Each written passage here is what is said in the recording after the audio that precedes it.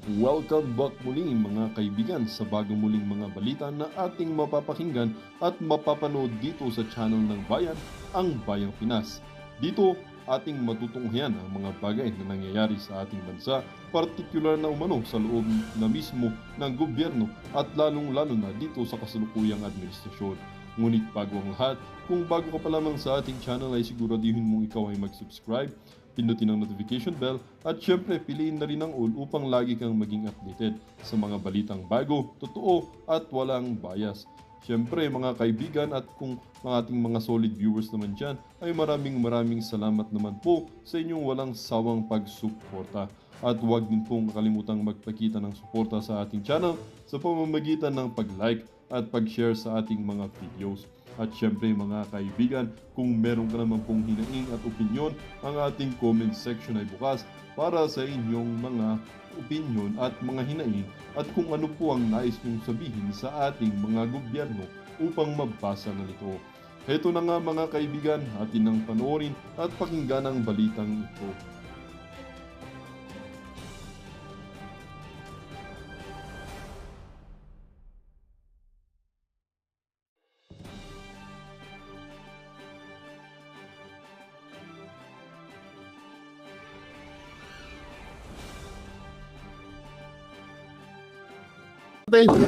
Dahil sa panunuhol sa mga butante. Naku, yari kayo dito. Baka bandang huli ilaglag talagang magkalaglagan na silang lahat. So ito, wag na natin patagalin, panoorin na ho natin. Matapos mabisto at kumalat ang ebidensyang nanunuhol ng public official para mapadali ang bigayan ng ayuda, isa sa mga kongresistang pumirma para mapatalsik si VP Sara, tuluyan ang kinasuhan sa ombudsman. Nako. Ito ang kapapasok lamang na balita na agad nag-trending sa social media nang makumpirmang tuluyan ng sinampahan ng kasong katiwalian sa Office of the Ombudsman si Caloocan City 2nd District Congresswoman Mary Mitzi Cayunoy dahil sa personal nitong pamamahagi ng ayuda na dapat ay ginagawa ng Department of Social Welfare and Development o DSWD. Tila ngayon pa lamang, nagbabangayan na ang ilang mga taga-suporta ng kongresista maging ang mga Pilipinong tila pabor na makasuhan ng kongresista dahil sa kanyang ginawa. Ayon sa full report na inalabas ng Abante, Congresswoman na umepa sa ayuda ng DSWD, kinasuhan. Sinampahan kahapon ng kasong katiwalian sa Office of the Ombudsman si Caloocan City 2nd District Representative Mary Mitzi Cayunoy dahil sa personal nitong pamamahagi ng ayuda na dapat ay ginagawa ng mga taga-DSWD. Grabe, oh. Ito po ay totoo dahil ibinalita po ito ng isa sa mga kilalang network, ang Abante. Oo, dapat talagang kasuhan to. Alam niyo, pinanood natin yung video niyan di ba? Na pinagmalaki na inuuna daw sila sa payout. Ngayon, eto na sinampahan na pala ng kaso, no? Yari ka dito. Nag-ugat ang reklamo laban kay Cayunoy ng kaniyang mga constituents na pinangungunahan ni na Elaine Manalang Bautista at Jose Eduardo Miranda Carlos nang ilang beses itong ipangalandakan ng live stream sa kanyang Facebook page na nireregaluhan at inilalabas niya ang mga taga-DSWD upang unahin at ilabas ang kanilang payout sa ayuda na isa umanong paglabag sa ethical at legal standards for public officials. Sinita rin ni Bautista at Carlos ang pamamahagi ni Cayunoy ng Assistance to Individuals in Crisis Situation or AICS na trabahoan nila ng DSWD at hindi bahagi ng kanyang trabaho bilang mambabatas. Ayon sa bahagi ng pahayag ni Cayunoy sa video na na-record noong January 22, 2025, yung halimbawa, yung inilalabas ko yung mga higher officials, nagre-regalo ako. Nagbubunga yon kasi tayo yung inuuna nila sa payout. Proud ka pa, ha? Proud pa talaga siya, no? Hanip na yun yung mga congressman ngayon. Proud pa sa mga kagaguhan nila, no? Grabe. Proud ka pa doon? Lupit mo naman. Oh, talagang pinangalandakan niya, inuuna sila sa payout. Dahil dito, hiniling ni Bautista at Carlos sa ombudsman na imbestigahan ang paglabag ni Kahayon Uy sa Section 3 ng Anti-Graft and Corruption Practices Act o Republic Act 3019. Nais ding paimbestigahan ng dalawa ang mga opisyales ng DSWD kasama sa inilabas na nakatanggap ng regalo mula sa kongresista. Samantala, nilinaw ni Bautista at Carlos na walang sino man ang nakiusap at nag-utos sa kanila para kasuhan ng kongresista. Nais lamang nila na maiwasto o matuldukan ang mga katiwalian ng kanilang kinatawan sa Distrito 2 ng lungsod. Nako. Unquote. Matapos nito ay Ang ano kasi dito, nung nakaraan, di ba, nakasuhan din si Congressman Kimbo. Eh, ang tanong, asan na? Baka puro tayo kaso, tas hindi naman sila nananagot. Na yun yung mahirap dyan eh. No, alam nyo, talagang nagiging garapal na nga ho talaga yung mga bataan ni Romualdez. Mga bataan ni Romualdez to, isa to sa ano eh. Isa to sa mga pumirma sa impeachment kay Vice President Sara Duterte na nabahagian nga di umano ng 150 million, no, para lang pumirma dun sa impeachment na yon.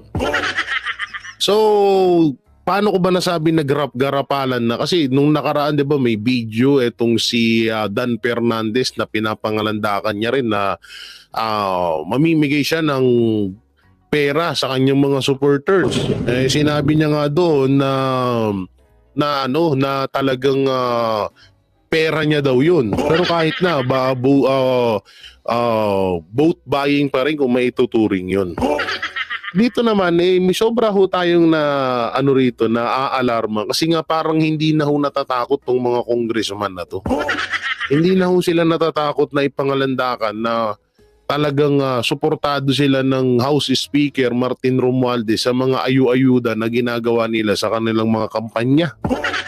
Eh katulad na lang ho nitong video na to na ipapanood ko ho sa inyo, eh talagang lantaran na nga ho yung may talagang isinigaw pa nga ho dito, no, na halos lahat. Ito, pakinggan nyo itong sasabihin ng congressman na to.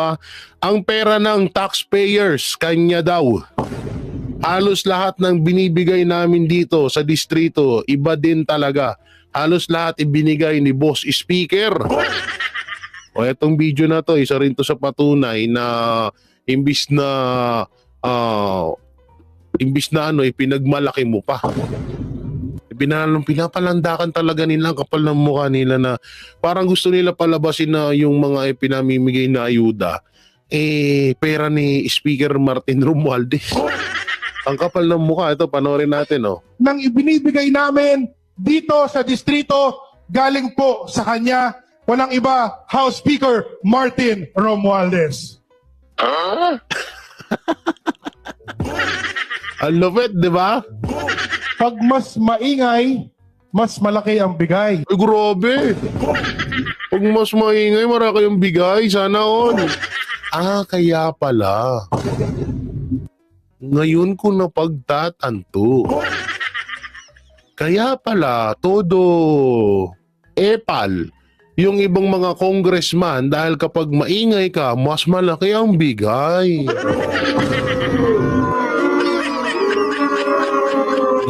Ganun ka pala ka. Ganun ka pala ka, ha? Ang lupit, ha? Okay, tuloy. Diba? Hindi lang pala 7-7, meron pang 30-30-30. Naku po. Hindi lang 7-7, meron 30-30 pa pala. Aba, ang lupit nito, ha? So, ibig sabihin, yung 7-7, para yun sa distrito mo, pondo sa distrito. Tapos yung 30-30 sa sarili mo, ganun. So ito, pakinggan natin. 30. Ano pong meron sa 30-30-30? Yung 30-30 naman, kung ikaw ang host ng sortie, you get 30 million. 90 million lahat yun. Wow! 30 million AX or ATAP, 30 million na MAIT, and 30 million na na tupad. Naku, mahirap nga po yan, Mayor. Sino-sino naman po ang sangkot dyan? Nalaman ko rin pala na may mga entitled na mga congressmen na congresswomen na halos unlimited yung kanilang akap funds. Nakakalungkot. Ganon din yung kanilang mga MAIP at yung mga tupad funds, unlimited, halos unlimited. Grabe nga po yung mga yan, Mayor, mga ganid sa pera at kapangyarihan. Grabe no, remote 90 million, magbida-bida ka lang. I-promote mo lang lagi si Speaker Martin Romualdez. Kaya pala to. Okay, gets ko na ngayon. Kaya pala todo sigaw. Sila Luistro, sila sino pa ba? Sila Nograles kapag kasama nila si Speaker Martin Romualdez. Ganun pala ang grabe naman pala yan. Sana all, no? Ako, di pa ako nakakita ng 1 milyon. Tapos sila 90 million. Sana all. Sana kung may 90 million ako. Kaya na, pwede na akong di mag-vlog. Pag may nag-offer sa akin, 90 million. Tapos, Jay Guevara, ito 90 million. Huwag ka na mag-vlog. Huwag mo nang banatan ng administrasyon. 90 million. Kaya na ba ako mabuhay noon sa buong taon ko? Wag na pala. Kasi yung nanalo nga sa loto, ilang daang milyon yun, pero naghirap pa rin eh. Lalo sa akin, ang dami kong tinutulungan, ang dami kong pamilya. Oo, kulang yung 90 million na yun. Nak ng teting yung mga nasa taas, kalabag ng kalabag. Luisit na yan. Oo, no, grabe, no. Kapag yun nga yung napapansin ko, kaya pala ngayon, ito doepal yung mga congressman, di ba? Kapag may issue, kapag may sinabi ang Duterte, pag may binanggit ang mga Duterte, naguunahan sila sa pagbagbanat sa mga Duterte. Ika pala ni Magalong, may 30-30 na naman. Bukod sa 7-7, may 30-30 pa. Ang lupit. Lagi na lang tayo ninanakawan. At nakikita mo nga yung ibang congressman pag magsalita pa sila, di ba? Ayuda raw is the best thing that ever happened. Mga ganun, di ba? O kaya kung wala si ganito, walang akap. Wala si ganito, walang MAIP. Kung wala si ganito, Ang kasi alam nyo yung mga sinasabi nila pag wala si speaker, walang akap. Pag wala si speaker, walang MAIP. Pag wala si speaker, walang AX. Anak ng TTJ, hindi niya naman pera yun. Pera ho ng taong bayan yun. So pinamumukha pala ni speaker na galing sa kanya yung mga pera na yan, anak ng teteng. Ba't siya lang ba nagbabayad ng tax sa Pilipinas? Ulol! Tigil-tigilan nyo kami ng mga ganyan drama nyo. Akala mo naman pera niya talaga. Yung Tacloban nga, hindi niya mapaganda eh. Yung vlog natin nung nakaraan, di ba? Butas-butas yung bubong ng Tacloban. Yung palengke ng Tacloban. Kung yung lugar mo nga, hindi mo mapaganda eh. Tapos mamimigay ka ng ayuda sa iba't ibang lugar sa Pilipinas. Kalukuhan.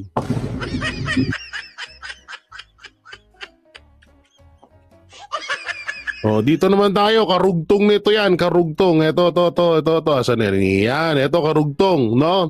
Ito yung 150 million. Ito na ang premyo. Papasok lang, binuking ni Attorney Marcoleta ang 150 million, kaya ang bayad sa pumirma, grabe ito. Panoorin natin. Pumirma silang lahat sa impeachment. Akala ba ninyo ay walang premyo yun? Nakalaki ng premyo yun. Diba? Ang aasahan natin sa tuwing darating ang isang pagkakataon na nasa inyong kapangyarihan. Bakit hindi po ninyo gamitin ang kapangyarihan? Ipagpapalit niyo po ba sa 5,000 piso ang kinabukasan ng ating bansa. Ipagpapalit pa ninyo sa 5,000 piso ang dignidad na taglay-taglay ng bawat isang mamamayang Pilipino. Pero kunin ninyo. Kasi pera ninyo yun. Kunin po ninyo, pero nakikiusap ako sa inyo pagkakuha ninyo. Huwag kayong magpapasalamat sa kanila sapagkat hindi nila pera yun. Hindi nila pera yun at kailanman hindi naging tungkulin ng isang congressman o isang kumakandidatong senador na siya mismo ang mag-aabot sa inyo. Yun po ay pagpapasikat, pagpapasiklab sa inyo. Nakakahiya po. Kailangan malaman ninyo na kayo po'y iniinsulto nila kapag lumalapit sila sa inyo at ibinibigay yung halaga na kung tawagin ay akap. Iniinsulto po nila kayong lahat. Hindi po namin tungkulin yun. Kailangan malaman po ninyo. Hindi ganon ang tungkulin ng isang senador o isang congressman o congresswoman.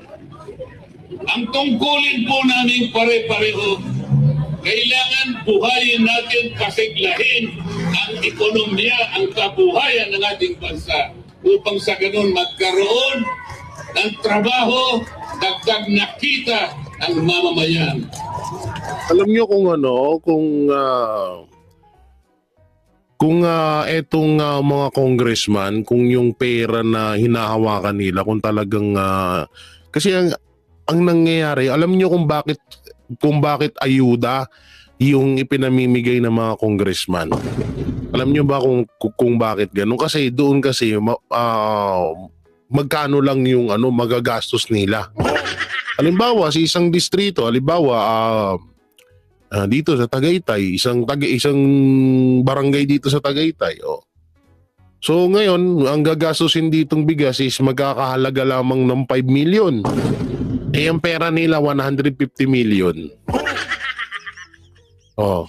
Halimbawa sa Tagaytay, meron lamang 4 na barangay dito. So kung gagastos ng tigpa 5 million, 5, 10, 15, 20 million lang ang magagastos. O sabihin na natin 50 million ang magagastos sa mga barangay kaysa mga paayuda project nila. Sa mga paayuda program ng mga congressman. O di ibig sabihin may 100 million pa sila na maibubulsa nila para sa kanila. Kasi nga, alam nyo, ang ayuda ako, dati nga akong charity vlogger, no? Magkano lang naman ng 5 kilong bigas, magkano lang naman ng,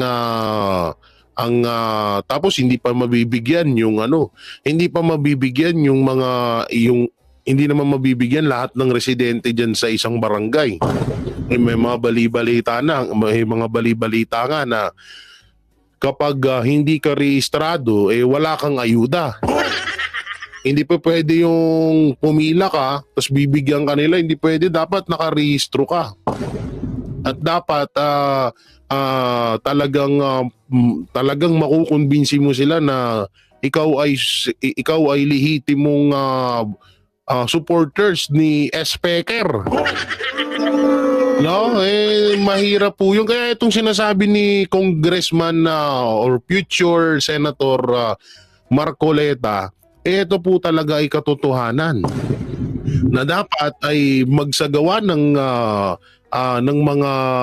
mga Congress ay hindi nila trabaho na irekta ibigay sa inyo yung mga ayuda na yan. Nga lang, sa totoo lang po, may naman talaga, may silbi ang ayuda. Yung mga pabigas-bigas. Kasi alam naman natin maraming hirap na mga Pilipino. Pero kung pagsamasamahin sana yung mga ayuda na yun at ibuo yun ng isang proyekto na makakatulong doon sa isang lugar na yun, di mas maganda. Matagal pa nilang mapapakinabangan yun. Dito kasi sa mga ayuda, bukod sa tinotolerate ho kayo ng mga congressman nyo at ibang mga politiko na maging tamad at umasa lang sa gobyerno, mahirap po yan. Mahirap po yung ganyang gawain. No, eto nga sa mga kampanya nga kahit din naman ako dito sa nung nalalaman nila na ako ay supporters ng PDP Laban, may mga nagtatanong kung may paayuda ba daw. Alam niyo ang kasagutan lang natin diyan hindi ho tayo tutulad sa mga gawain ng ibang mga politiko na parang binibili yung tawag dito yung mga boto ng mga tao.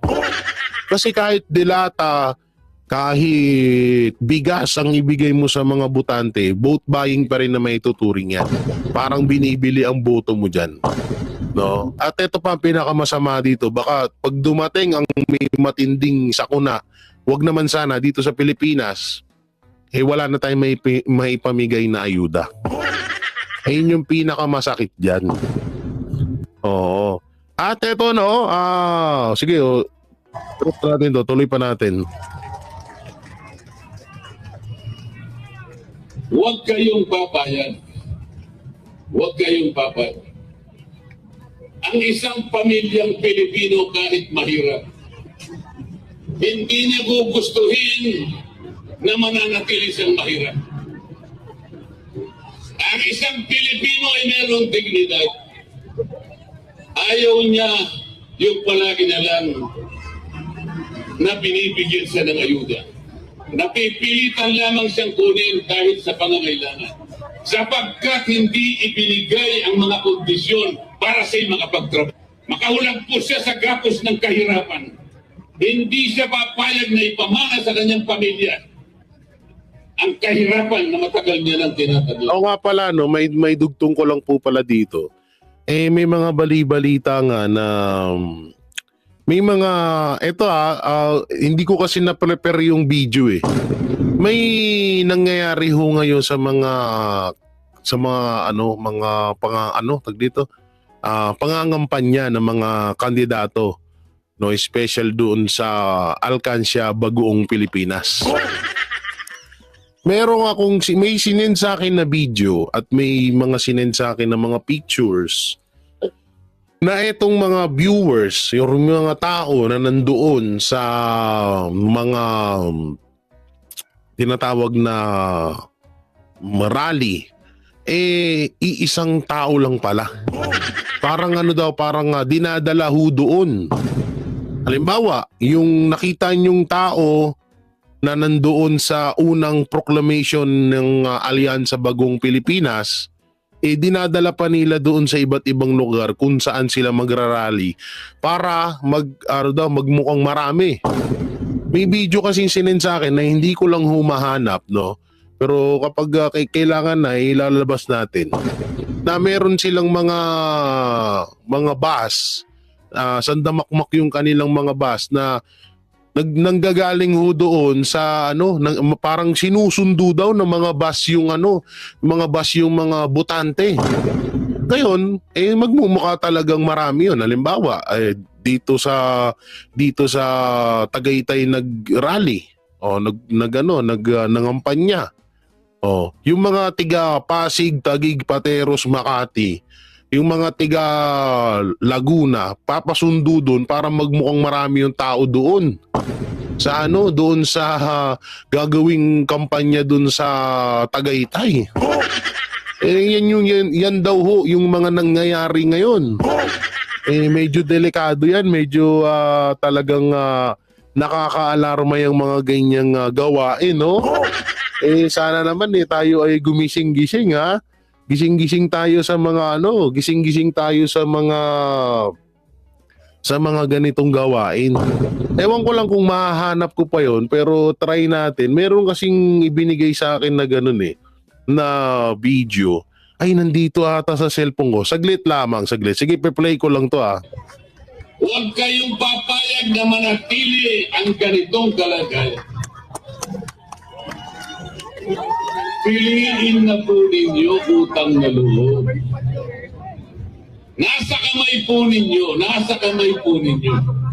Pumili na po kayo.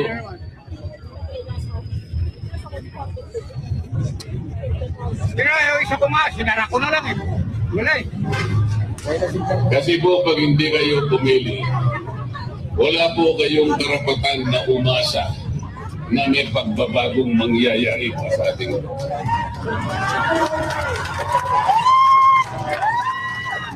tulungan ninyo akong gumawa ng isang kasaysayan. Iguhit natin ang isang kasaysayan. Pangangako sa gabi nito, kung kinakailangan ay panumpain natin. Simula sa araw na ito, gumawa tayo ng magandang bagay hindi lang para sa sarili natin, kung hindi sa ating bansa, sa ating mga anak, at sa anak ng ating mga anak. Huwag na kayong pumayag na yan na naman. Sila na naman. Ilang beses na ba silang nakabalik? Bakit ganun? Ito, may papanood ako sa inyo. Ito, malupit. Oo, ito. Ito yung sinasabi ko. Saan yan? Ito. Lumabas ka. Yan na. Uy, hindi yan. Sira ulo ka, hindi iyan. Ito. Nasaan na yung video? Ay, ba't image pala yung napipindot ko naman eh. Ito video. Ito. Saan na yung video? Saan na yan? Ilabas mo ang video. Ito. Oy, open. Yan. Oh. Uy, yan na. Ito, yan. Yan, okay. Itong video na to, ito daw yung mga pinangahakot dun sa mga tao. Naku po. Ito ay sinend sa akin lamang ng isa sa mga netizen. Oo, sinend lang po ito ng isa sa mga netizen na isinisend. Ito daw yung mga panghakot nila sa mga tao kung saan man sila mangampanya para daw magmukhang marami. So ito, panoorin natin.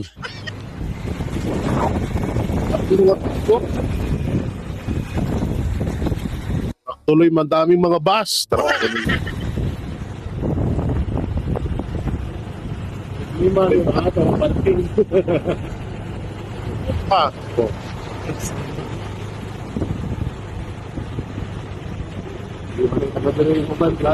Davao.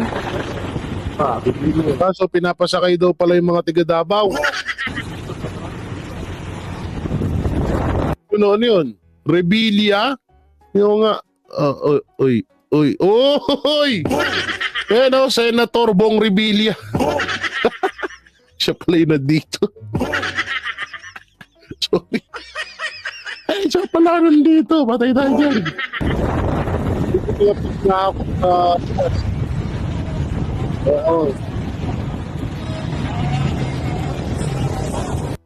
Patayin na lang natin yung sounds para hindi maingay.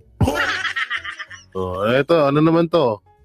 Yan, eto na, yan. Ayun yung sinasabi kong video sa inyo na kung saan ay yung mga tao nga daw ay sinasakay tapos dinadala daw dun sa lugar na kung saan daw sila magrarally. So grabe yan, tindi naman ng mga gawain yun. Sana all na lang talaga, no? Papasana all ka na lang eh. So dito na tayo sa isa sa mga video na panoorin natin, itong pagsupalpal ng isang angkor kay tawag dito kay Abalos. Grabe, hindi alam nyo dito siya dito talagang winasak ko siya ng angkor na ito. Dito kasi natanong yung saan nang gagaling yung panggastos niya sa pangangampanya, panggastos niya sa mga billboard. Dito ay may nakalagay na volunteer. Medyo nagtataka ho yung taong bayan na isang volunteer gagastos ng milyon para sa'yo. Ito, panoorin na lang muna natin. Say it's nice to see you in person. Sa mga billboard ka lang namin nakikita. Ang dami. Ang biro nga ng iba ay mas nakikita pa nila kayo kumpara sa kanilang kapamilya. Sino pong pumupondo ng inyong kampanya? Ang nakakatuwa kung titignan mo, iba-iba nakalagay. May nakalagay na kalaman ng kriminal, may nakalagay na gawa hindi salita, may nakalagay na tama. Kasi mga volunteer po lahat ito. Ha?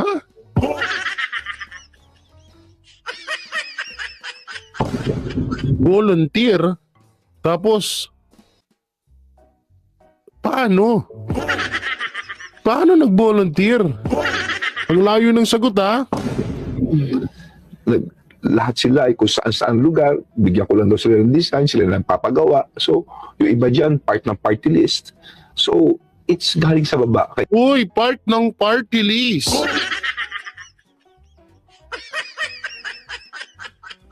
So, ibig sabihin, yung ibang gumagastos ng pangangampanya ni Abalos ay galing sa Congress. Aba, naku, kaya pala. Kaya pala hanggang ngayon mukha mo yung nakikita namin sa EDSA. Minsan nakakasura na nga eh. Anak ng Teding, kadadaan namin doon, nakikita namin siya. Kaya ako'y taus-puso nagpapasalamat for this act of volunteerism. But who funds your campaign, Secretary? Well, it's just us and of course some friends. Yeah. Meron na ho ba kayong datos kung magkano na ang nagagastos ninyo sa inyong kampanya? Ay, hindi naman ganun kalaki, no? Meron kaming ginagastos ang talagang ang ano lang dyan is of course yung mga pinapagawa mo mga posters na iba na para sa iyo, no? Sa sarili mo. And since some ads probably on television. Yun. So walang ballpark figure? Mahirap magbigay ng ballpark figure. Hindi ko masyadong kabisado ito, but I assure you, we were within the limits of the law. You were making arrest after arrest after arrest nung panahon nyo bilang DILG Secretary. Yeah. Pakinggan nyo to, pakinggan nyo to maigi, ha? Pagkatapos yung desisyon na tumakbo, kailan ho ba dumating yung desisyon na tumakbo kayo bilang senador? Ang sabi ko, I'm going to give up that position, no, to try this one. Balikan po natin yon. So it was your decision, wala pong nag-udyok sa inyo. Yeah, it was my decision. Okay, we're gonna go to that in a bit. But first, itong mga arestong pinag-usapan natin, yung mga dinetalye nyo po ngayon, sabi nyo po, yun yung nag-udyok sa inyo para tumakbo? No, hindi lang yun. Those were the last things na nagawa ko to accomplish. Yung sabi ko, mission accomplish ko na ito. Okay. Mission accomplished niya. So, ibig sabihin, ikaw talaga may pakana dun sa KOJC. Eh, baka tanggi ka ng tanggi nung nakaraan? Mission accomplished niya pala, ginawa pala yun doon. Kapal na mukha mo, pinaka. Ay, nako. LG. How would you disabuse the minds of those who think na this was by design? Na kinailangan nyo itong mga arestong ito para bumango ang pangalan ninyo para masegundahan, masuportahan yung pagtakbo nyo bilang senador. Boom! At yun naman talaga ang totoo. Kaya niya ginawa ni Abalos yan kay Pastor, kay Alice Goo at kung saan-saan pa para bumango yung pangalan niya. Balik-balik ta rin nyo man yung sagot dyan ni Abalos pero yun at yun ang katotohanan dyan. Talagang ginawa niya yun para nga makilala siya. Biruin nyo ginamit niya si Pastor at ang KOJC para makilala siya ng taong bayan. Okay? Bangga ko na ito, ipa-file ko na lang ito, if ever. Secretary, tama o mali? Yes. Produkto kayo ng dinastiya. Well, if we're going to define dynasty, no, it depends on how you define it. Kung simply anak ka lang, I'm a product of dynasty. Yes, I will admit that. When did you realize that it was your birthright to take over Mandaluyong? And then after that, bumalik sa tatay nyo, and then ngayon naman, sa asawa ninyo. And even I was in elementary, I was always the class president. Ito, speaking of dynastiya, isa rin pala dyan si Abalos. Ba't hindi siya binabanatan ng mga Congress? Kasi nga, yung gasto sa mga poster galing sa mga party list, sabi niya yun. Kaya gets na namin kung bakit parang hindi ka sinisita ng mga Congress pag usapang dynasty, kundi yung mga Duterte lamang. Even during law school, I was part of the student council twice. So it was never a birthright. It was embedded in me. Pagkatao ko na yung Carmina. So kapag this time around umangat na naman sa Senado ang topic tungkol sa dinastiya, and to put in a law, an anti-dynasty law. Ano ho ang boto ninyo? Well, Kanina po, kinwento ninyo kung paano kayo napadpad dito sa kasalukuyang sitwasyon ninyo. Even as a kid, you were a class president all the way up to law school and up to now. Yun ay kwento ninyo. Iba po ang kwento ninyo dun sa kwento ng asawa ninyo. Bakit ho siya ang tatakbo ngayon? maraming sinasabi tayong dinastiya na nawala sa Metro Manila. You can count of them. Despite everything that you've said, Hindi talaga may iwasang umiwi yung panga niya, no? You count of them. Secretary, Yes. sa lahat po ng sinasabi niyong nagawa ninyo at napatunayan ninyo, bakit ho sa survey, pag yun ang pagbabasihan, hindi po pumapalo ang mga numero ninyo? Bakit sa tingin niyo yan ang sitwasyon? Well, Kayo po ay naging bahagi ng administrasyon ni Pangulong Duterte. Naging bahagi rin kayo ng administrasyon ni Pangulong Marcos. Anti-Duterte ho ba kayo? Yung Uy! Anti-Duterte ho ba kayo? Opo. kung kinabibilangan niyo pong alyansa para sa bagong Pilipinas, ang tingin ng mga tao, lumang politika, lumang mga pangalan, paano nyo maitataguyod ang bagong Pilipinas kung puro luma naman kayo na nandun sa administration slate? well, unang-una, tignan nyo yung plataformang binibigay. Wow! Tignan mo yung advokasiyang binibigay. Wow! Kung sasabihin mong luma ako, wala akong problema. Maski bago pa lang ako tatakbo sa Senado. I'm a neophyte senator. Secretary, anong Tignan yung plataforma. Kung may plataforma sila ngayon, ba't hindi pa nila ginawa yan noon? Diba? Ba't hindi nila ginawa noon? Yung mga plataforma na yan, ba't ngayon lang nila naisip? Naku po.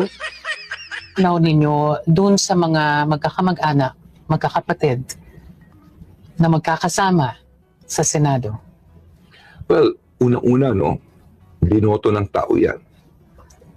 Ngayon, ang hirap Pero may ng- delikadesa, di ba? Pwede namang humindi. Pwede naman, Well, pwede namang sabihin, ikaw muna kuya, ikaw muna ate, labas you know, muna ako. Say it's nice. Kawawa si Avalos. Ito pa malupit dyan. Ito yung pinaka-tag-trademark sa sinasabi niya. Ito to, panoorin natin. Ito to. Uy, ito to. Ngayon. So parang nabalik na naman. Tingnan niyo. Dito, bingo siya. Tingnan niyo yung mga kasinungalingan ni Avalos, ha. Play. Yun, sa bawat 10, 7 ay drug-related. 7. Ngayon, malakas. Ngayon. So parang nabalik na naman siya. Hindi. Dati pa yan. Dati.